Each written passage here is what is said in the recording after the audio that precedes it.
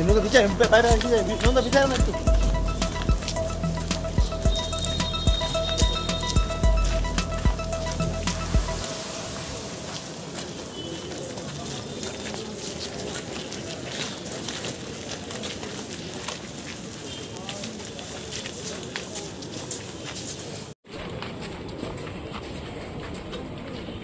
জন্য 3 দিনের police remand, আকাশের জন্য 6 দিনের পুলিশ রিমান্ড, আর বাকি দুজনের জন্য জেসি কোর্টমেট।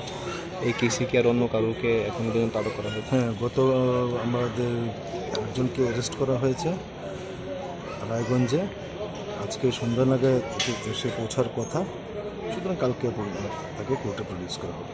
যাদের নাম প্রথম সারিতে আছে রাজু বর্মন এবং তার আরেকজন, তারা এখনও পাওয়া যাচ্ছে না, মানে পুলিশ কি কোনো চেষ্টা চলছে, ওদেরকে অ্যারেস্ট করা হবে খুব শীঘ্রই। বিপক্ষের উকিল একটা দাবি তুলেছে, মানে যারা ভিকটিমস হয়েছে তাদেরকে ভীষণভাবে আঘাত করা হয়েছে পুলিশ রিমান্ডে।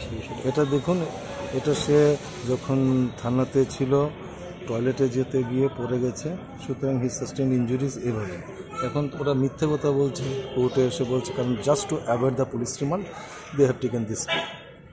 আপনারা কোন বিষয়ে আদালতকে বোঝানোর চেষ্টা করছিলেন? আমরা এটাই বোঝানোর চেষ্টা করছি, আমরা পুলিশ কখনো ওকে টর্চার করেনি, সে নিজে থেকেই পড়ে গিয়ে ব্যথা পেয়েছে, সুতরাং এতে পুলিশের তো কোনো টর্চার নেই, পুলিশের কোনো হাত নেই। বাথরুমে যদি আমি আজকে পড়ে গিয়ে ব্যথা পাই, তার জন্য কি এনিবডি রেসপন্সিবল?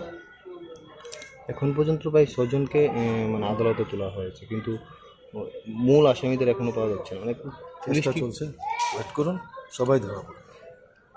Thank you.